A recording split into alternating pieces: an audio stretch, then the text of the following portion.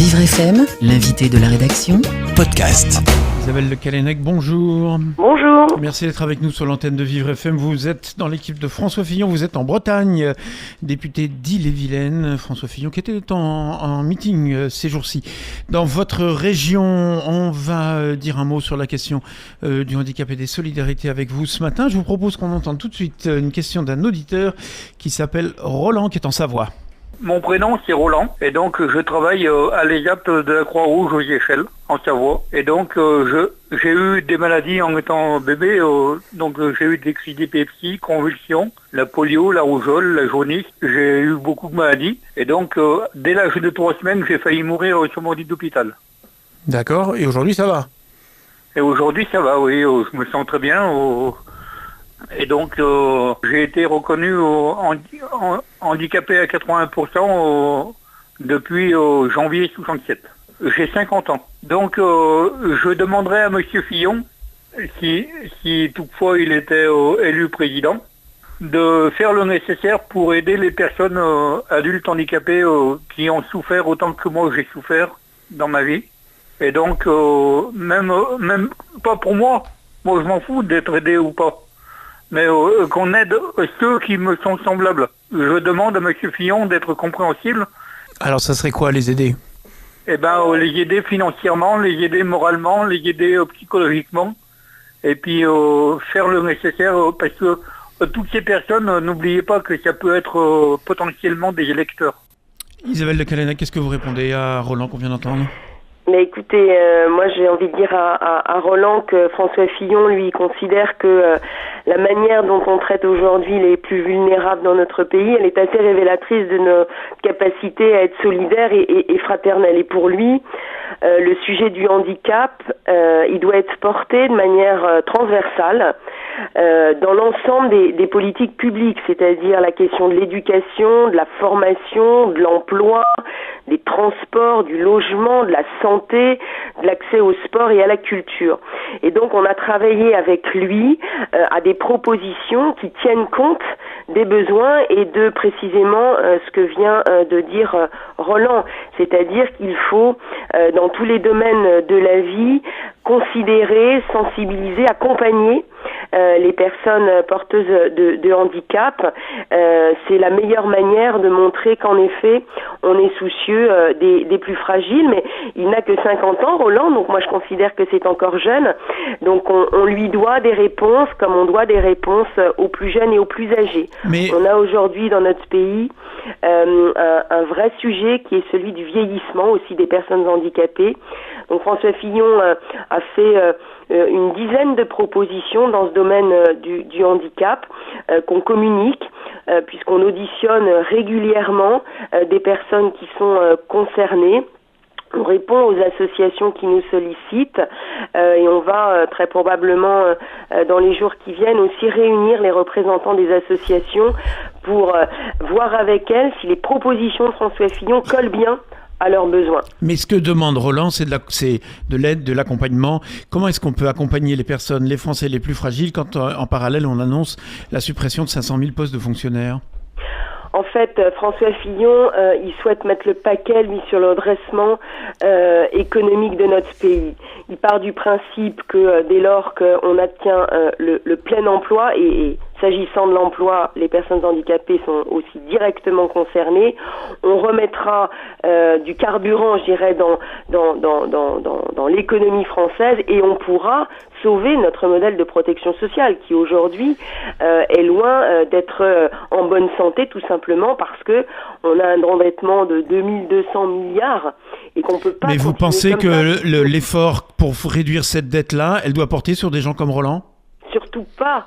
Surtout pas. François Fillon, lui, part du principe qu'on peut supprimer 500 000 emplois publics en 5 ans. C'est un effort de même pas 2% par an.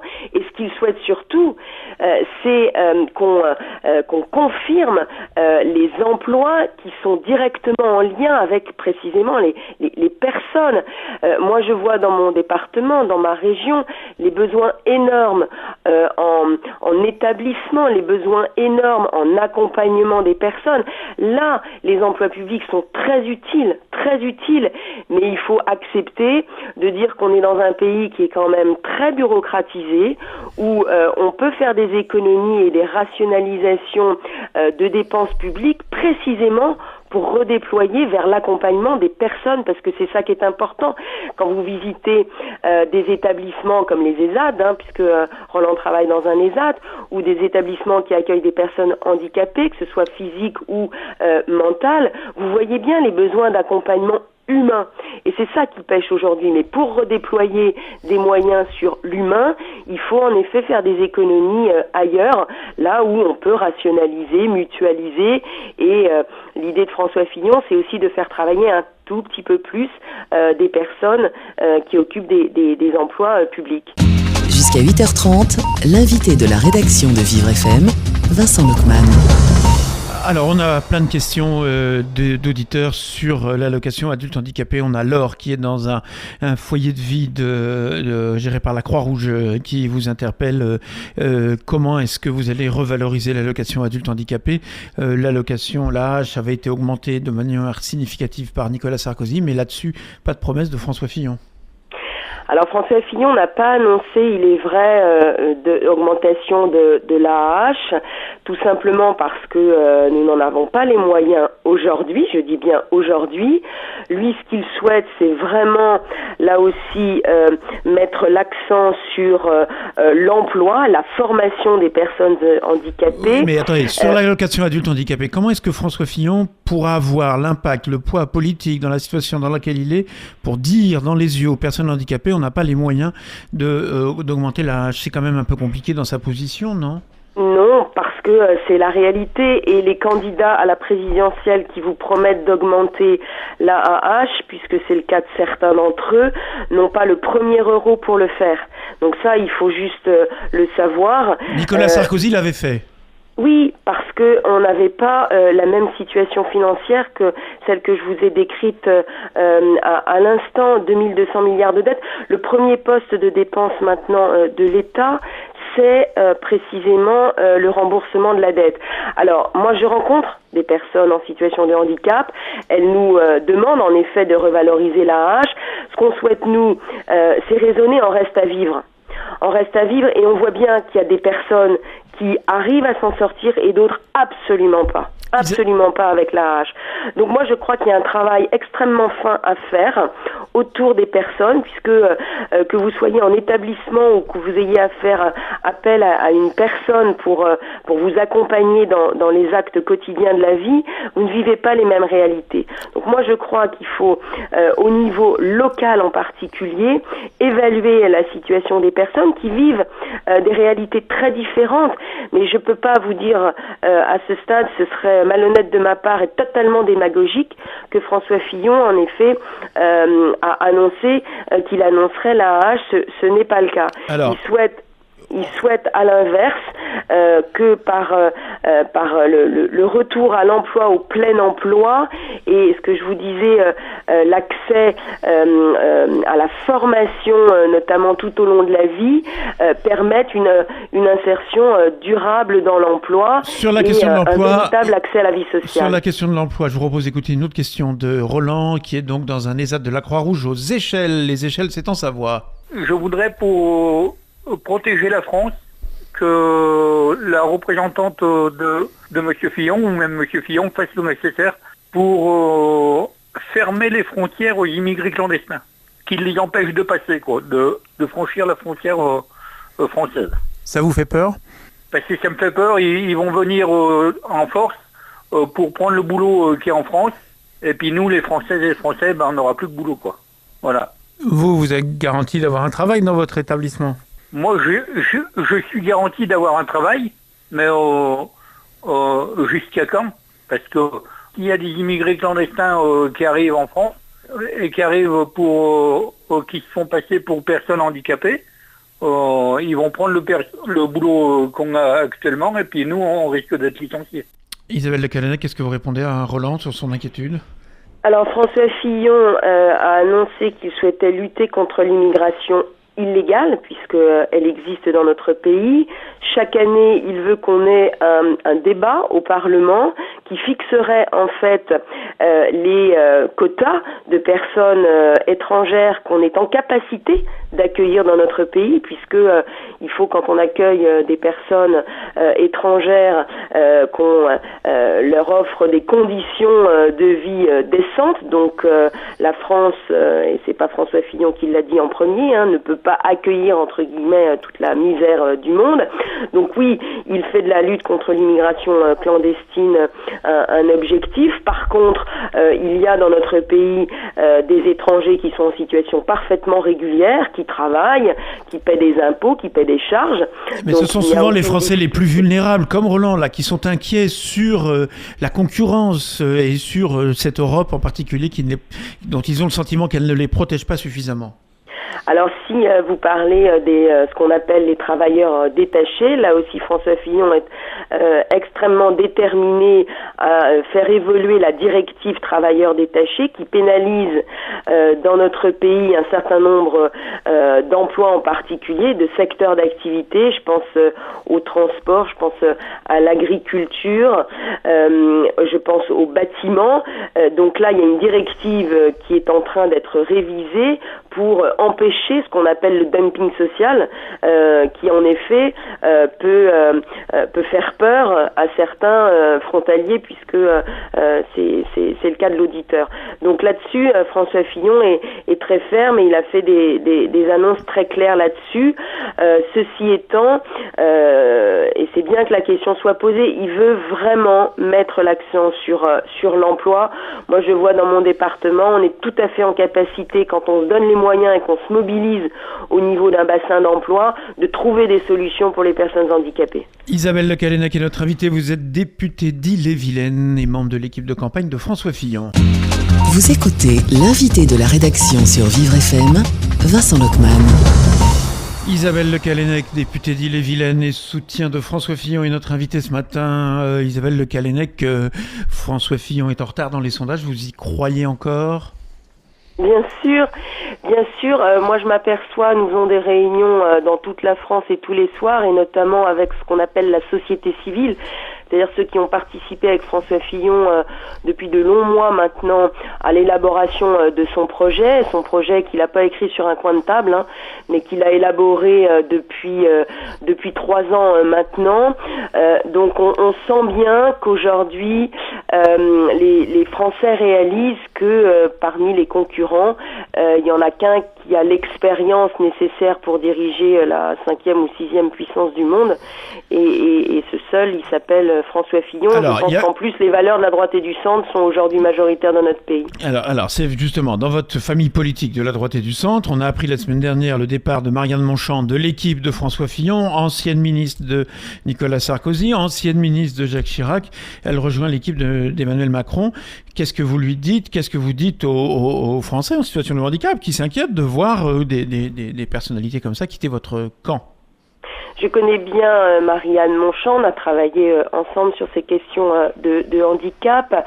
Moi, je réponds que oui, il y a un volet social, un volet solidaire et sincère de la part de François Fillon dans son projet.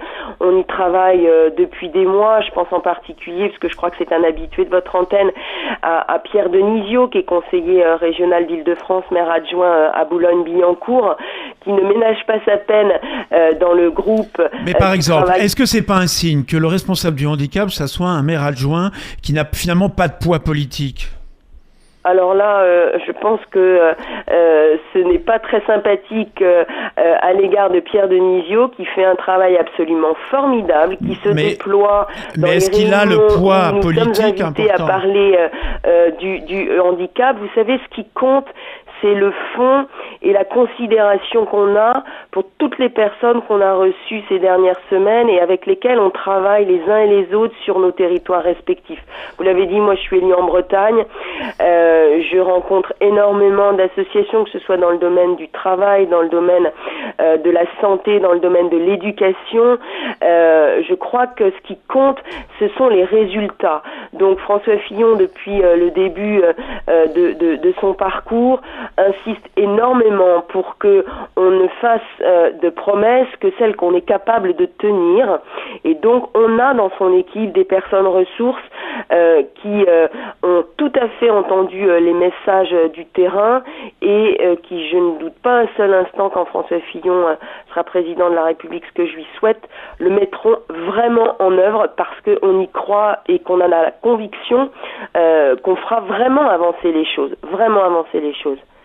Alors, il y a eu un appel la semaine dernière dans le journal Le Monde de 140 chercheurs sur les questions éthiques qui disent « Attention, la Fondation Jérôme Lejeune est en train de placer des freins sur la question de la recherche en particulier. » C'est une question, la Fondation Jérôme Lejeune, donc, qui est spécialisée sur la trisomie 21, mais qui a pris un certain nombre de positions, en particulier d'éthique, pour freiner la recherche, en particulier sur la question des cellules souches et de l'embryon. On n'a pas beaucoup entendu François Fillon sur ces questions d'éthique. Non, on l'a pas beaucoup entendu parce que d'abord ces questions-là ne sont pas vraiment venues dans les débats et notamment les débats télévisés qui sont suivis par des millions de Français. Il s'est exprimé lorsque la question se posait. Lui ne souhaite pas diviser la France sur ces questions éthiques. Il estime qu'on a suffisamment touché à ces sujets-là et que ça a quand même créé des fractures entre les Français. Lui qui souhaite aujourd'hui rassembler. Alors je ne sais pas ce qu'il pense précisément de cet appel des personnalités qui, si j'ai bien compris, souhaitent en fait qu'on revoie le label d'utilité publique de cette fondation. Donc je serais incapable de vous dire ce qu'en pense François Fillon. Toujours est-il que oui, il y a des questions qui se posent, qui sont profondes, sur lesquelles on doit les uns et les autres s'exprimer, mais ce n'est pas une priorité de notre candidat qui ne veut pas rediviser le pays sur des questions comme celle-là. Mais c'est aussi le ministre de l'Intérieur n'a pas non plus, ne s'est pas encore exprimé sur cette question-là.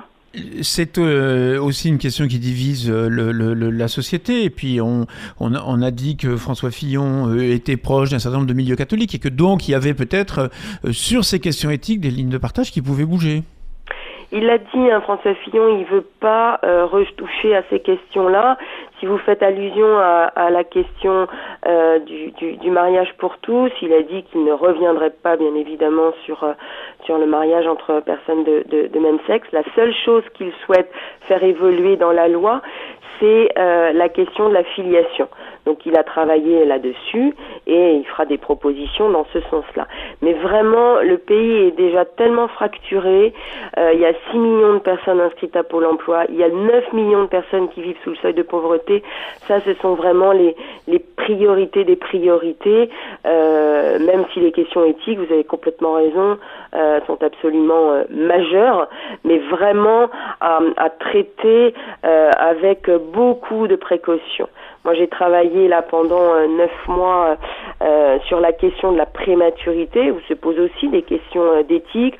On l'a fait intelligemment avec des députés de droite et de gauche. On est arrivé ensemble à faire des propositions concrètes sur la prévention, sur la prise en charge. Est-ce qu'il n'y a pas sur ces questions-là, de la prévention des grands handicaps, sur la question des cellules souches, sur la question des personnes très lourdement handicapées, est-ce qu'il n'y a pas aujourd'hui une pression des milieux, par exemple, catholiques, auprès de François Fillon? Pas à ma connaissance. François Fillon, il a ses convictions, il se prépare à être chef d'État et ce qui compte aujourd'hui, c'est en effet d'être en phase avec la société, mais d'avoir aussi des convictions fortes et il en a dans le domaine justement du handicap, de l'accompagnement des personnes et des familles. Il en a aussi des convictions sur la question de l'autonomie, puisque on vieillit de plus en plus tard, mais il y a cette question de l'autonomie qui se pose, et il a des convictions dans le domaine des questions qui touchent à la famille, et ça, moi je trouve que c'est important de pouvoir les porter. Mais François Fillon, c'est pas quelqu'un qui est influençable, c'est quelqu'un qui écoute énormément et qui a le mérite de fixer le cap. Et avec lui, on sait où on va aller, il se donne un calendrier, il a une méthode, il ne dit pas ce qu'il n'est pas capable de tenir. Je vous assure que c'est important et c'est assez nouveau dans une campagne électorale parce qu'on entend en général beaucoup de mots qui plaisent, mais une fois aux affaires, on est juste incapable de faire ce qu'on a dit parce qu'on a pris des engagements parfaitement contradictoires. Jusqu'à 8h30, l'invité de la rédaction de Vivre FM, Vincent Luckman. Isabelle Le Callennec est notre invitée ce matin. Madame Le Callennec, on a une question d'auditeur à vous faire entendre. C'est Cynthia. Elle est dans un établissement à Villejuif, dans le Val-de-Marne, dans un foyer d'accueil médicalisé de l'association le COS. Elle vous explique son handicap et sa question. Mademoiselle Tignano Cynthia, je suis une handicapée depuis 2006. Depuis l'âge de 17 ans. Et en fait, j'ai fait un AVC et j'aimerais savoir jusqu'où on pourrait attendre, où on pourrait en arriver, quoi, parce que je ne vois pas énormément d'avenir dans le futur, étant donné que un établissement met énormément de temps à s'ouvrir. Donc j'aimerais savoir l'avenir des handicapés cérébrolésés, où en est-il, quoi. Voilà, la question de Cynthia, pas forcément extrêmement audible. Elle s'interroge sur l'avenir des personnes cérébrolésées et en particulier du manque de place dans les établissements. Isabelle Le Callennec, il y a encore beaucoup de nos concitoyens qui sont en attente d'une place, en attente d'une solution adaptée. Il y en a même certains qui partent en Belgique pour trouver ces solutions. Eh ben ça, c'est inadmissible. Et ça, c'est une vraie réalité. Moi, je l'observe tous les jours et la plupart des personnes qu'on reçoit aujourd'hui qui ont cette difficulté-là, elles pointent donc le manque de place. Et c'est pour ça qu'il faut relancer notre économie pour dégager des moyens pour pouvoir créer des établissements. Ça se pose pour les cérébraux lésés. Moi, je le vois bien. On a des projets qui émergent, mais il faut pouvoir les financer.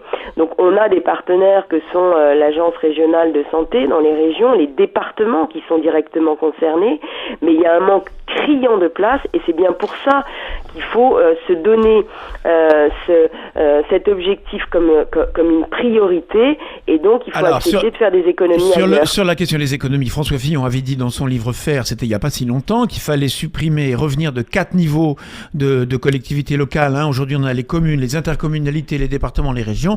Il disait il en faut 2 à la place de 4, on a l'impression qu'il est revenu là-dessus. Du tout. Il a dit alors on supprime quoi, les départements ? 2 niveaux, le couple commune-communauté et le couple département-région. Et que non, ce sont les amis de Monsieur Hollande qui ont supprimé ce qu'on appelait le conseiller territorial, qui visait précisément à rapprocher par exemple le département et la région. Parce que là on fait des économies, là on rationalise, là on fait plus visible, plus efficace et moins cher. Comme on a gardé tous ces niveaux de collectivité, eh ben oui, on fait pas des économies de cette manière-là. Je pense même que avec les différentes réformes qui ont eu lieu ces dernières années, on a augmenté le coût, je dirais, de la démocratie locale. Donc oui, c'est bien à cet endroit-là qu'il faut faire des économies parce que les besoins sont énormes. On supprimera les départements à terme ? On n'en est pas là pour le moment parce qu'il faut que chacun sache ce qu'il a à faire et il faut qu'on s'assure que le service soit bien rendu avant de supprimer les structures. Mais il faut avoir cet objectif de service bien rendu. On parlait des établissements, regardez le nombre de personnes aussi qui n'ont pas de solution. Vous évoquiez la journée mondiale de sensibilisation à l'autisme, des établissements pour accueillir les personnes autistes. On a un vrai sujet et en effet voir partir nos concitoyens dans les pays qui sont nos voisins, ça fait mal au cœur. Ça veut dire qu'on n'a pas trouvé aujourd'hui la réponse aux attentes des Français. Donc moi je dis oui, il faut changer et il faut vraiment élire des personnes qui ont la conviction et la détermination à ce que les choses changent. Mais pour cela, il faut dégager des moyens et pour cela, il faut relancer l'économie. Et pour cela, en effet, je considère pour ma part que c'est François Fillon qui apporte les meilleures réponses, les plus puissantes pour remettre du carburant dans la machine. Merci Isabelle Le Calénac d'avoir été avec nous ce matin. On rappelle que vous êtes députée d'Ille-et-Vilaine, vice-présidente des Républicains. Merci. Bonne journée à tous. D'avoir été avec nous ce matin sur l'antenne de Vivre FM. Merci à vous.